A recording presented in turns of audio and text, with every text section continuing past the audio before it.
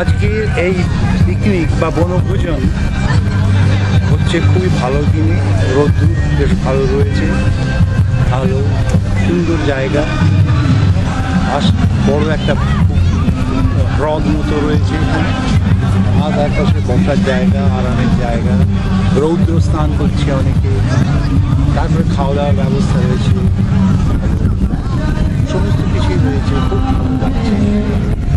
বাংলাদেশ প্রবাসী পরিষদ এই যে বনভোজনের আয়োজন করেছে এটা খুবই ভালো, এবং আমার মনে হয় ভবিষ্যতে এটা চালু থাকবে, নিয়মিত এটা আয়োজিত হবে, যাতে সব বাঙালিরা একসাথে এসে মিলতে পারে, কথাবার্তা পারে, যোগাযোগ রাখতে পারে, এবং নিজেদের কথা, দেশের কথা আরও ভালোভাবে তারা